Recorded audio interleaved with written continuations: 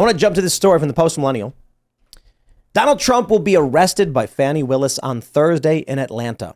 He says, I'll be going to Atlanta, Georgia on Thursday to be arrested by a radical left district attorney. And in the context of all of this the Agenda 2030 type stuff, more so how Democratic politicians agree with climate lockdown ideas and want to stop climate change, those kinds of things. The future I envision with an unobstructed Donald Trump is secure borders, you having a job somewhere, factories coming back, and kind of the older way of doing things. What Democrats want, and I mean this literally, I'm not going to use any euphemisms or conspiracies, like literally when they talk about climate change, they want a reduction in fossil fuels. They don't want factories. They want to outsource. They want you to, I don't want to say own nothing and be happy, because that's more World Economic Forum. But they very much want you to live in your cubicle box and just be told what to do and do what you want. And many of the people in cities seem to be completely okay with it. Donald Trump is an inversion of that. And for that, he is their biggest threat. So, of course, Trump will be arrested. But we do have more news on this. A second Georgia lawmaker is seeking the impeachment of rogue district attorney Fani Willis. So with everything we've talked about so far in terms of degrowth and Agenda 2030, climate lockdowns, COVID lockdowns may be coming back, it is not a foregone conclusion. There is a very clear path to victory, and I think it is the obvious path to victory, and I think it is the likely path to victory. I think it is the likely outcome. Donald Trump only lost in 2020 by a margin of about 42,000 votes in 3 states. I think it is unlikely they screwed up this time. Trump has already said we need a ballot harvesting operation. There are already being moves made. There's more activism ramping up, and the Democrats don't have the advantage of hard lockdowns. They need 100 Scott Presslers is what they need. And they need to get rid of Ronna McDaniel. That's one thing that I wanted to ask you. What is your take on Ronna McDaniel? Putting me on the spot. I know. Well, I like to call her Ronna Romney McDaniel. Don't forget that. Okay, that's all I need to know. Honestly, you've just literally given me your opinion You on buried McDaniel. the lead. No, I think the RNC loves to fundraise a bunch of money off of well-meaning patriots, use it to use really, really cushy, retreats at 5-star resorts and do absolutely nothing. And I think they spit in the face and they're laughing behind the backs of people like Scott Pressler, people who are actually doing the work. And I don't think anyone should give any money to the RNC, and look no further than the antics they've been up to with this whole debate that's happening tomorrow, trying to get Trump to join in on it. Ronna is a joke. She spends, I think, a lot of the money on lip fillers. No. I'm not going to touch that one. Why do you feel like Trump got behind her? Or what do you think he was thinking? Because I think that was probably one of the worst things that he did since he's been out of office, is actually putting his support behind Ronna McDaniel. In my opinion, she's the biggest person at fault for allowing the Democrats to just outperform them, to outpolitic them. You know, it's like on the ground game that the Republicans had was such an embarrassment compared to the Democrats. And the Democrats run rings around them. And it's Ronna McDaniel's fault. She was in charge. So, like, where's the accountability? You know, and what are they actually doing to make sure that it doesn't happen again? Because if you I really do think that the biggest culprit for why Donald Trump isn't in the White House now is Ronna McDaniel and the RNC.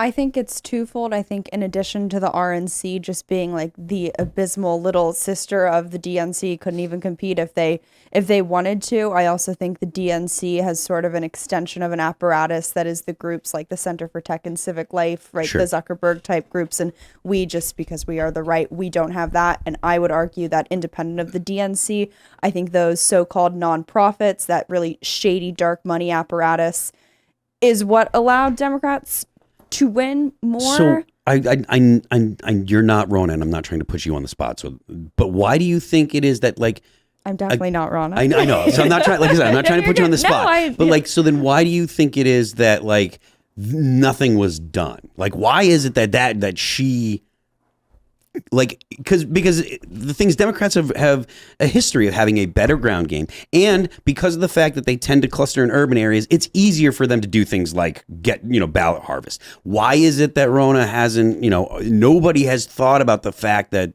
this is this is the way things are? Like why weren't they prepared? I don't know. No, I think it's the same question and the same answer and the same logical just anger that you get when you ask why House Republicans aren't doing anything really meaningful when it comes to the Hunter Biden investigation, to impeaching Joe Biden, to these COVID mandates, to defunding the government. And I think the issue is it's exactly and precisely people like Ronna who really to their core, yeah, maybe they're Republican, but they're not really conservative. Again, I was going to say Trump supporters, MAGA type, but I know that for some people that might not necessarily be what they identify with. But I think these are people who are very okay with the status quo because the status quo means that they retain their power. And I don't really think Ronna cares if Republicans lose elections.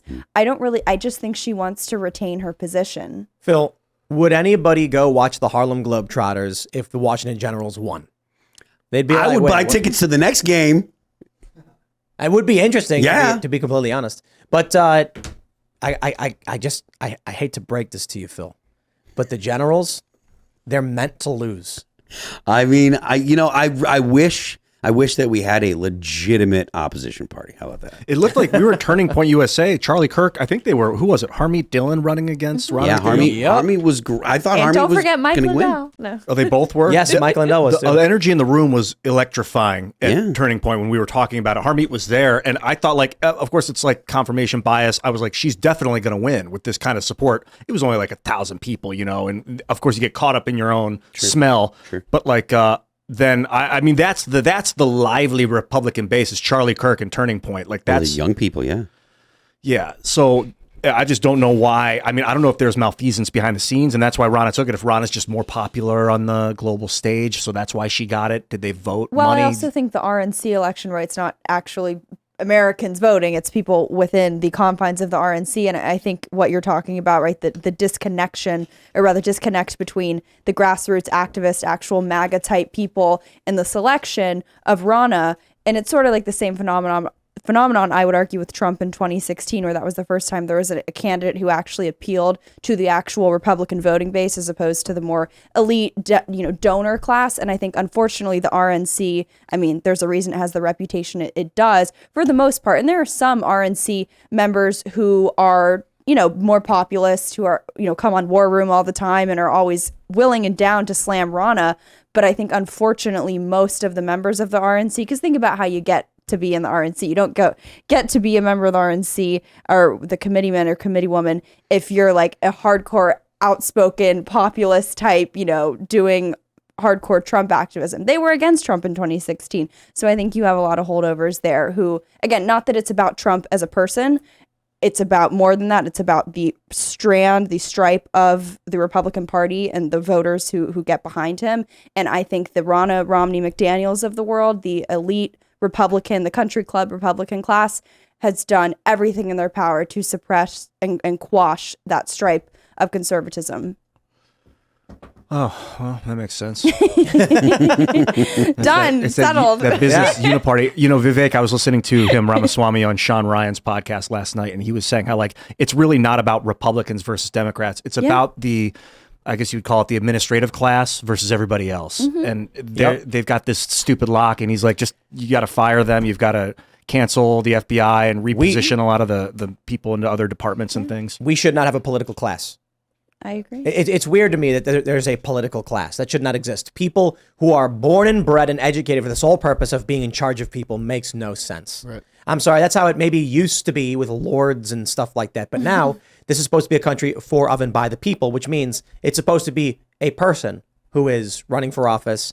Here's why, here's my experience. Instead, perhaps only because of the natural tendencies of man, people who, carpenters, plumbers, electricians, taxi drivers, you name it, astronauts, they're just like, look, I don't want to deal with these policies. Can we just get someone else to do it? And that's how it happened in the federal government. It came from laziness, according to Vivek. When he was on our show, he was discussing this about a month ago, that the people in Congress just didn't want to do the work anymore. So they outsourced it to the what do you call it? The Bureaucrats? Federal Reserve. Yeah. They create these external things to do their work that they should be doing. That's because if they take votes and if they vote on the record, they have to answer to their constituents.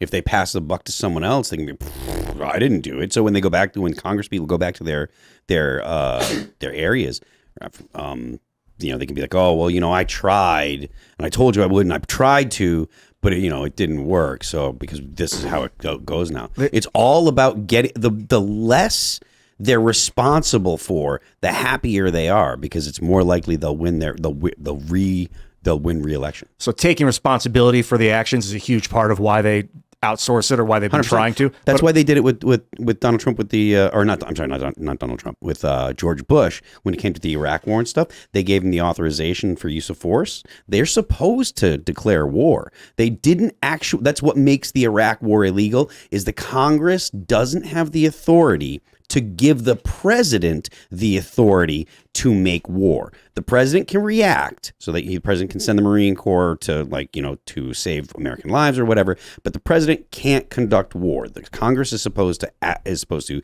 declare war if we go to war. When Congress gave the president that power, they didn't have the power to do that. So that means that the president didn't have the power because Congress didn't have the power to give the president the power. So when the president ordered all the troops into Iraq, it was illegal because he didn't have the legal authority. The authorization for the use of force is an unconstitutional document. It was an unconstitutional law. So is the Federal Reserve Act also unconstitutional, illegal? The Federal Reserve Act is unconstitutional. There was an amendment that I believe was improperly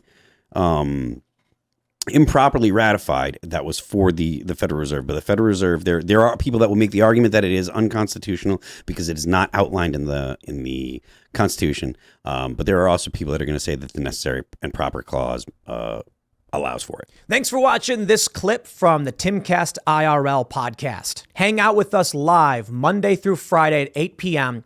and become a member over at timcast.com for uncensored, members-only shows exclusive.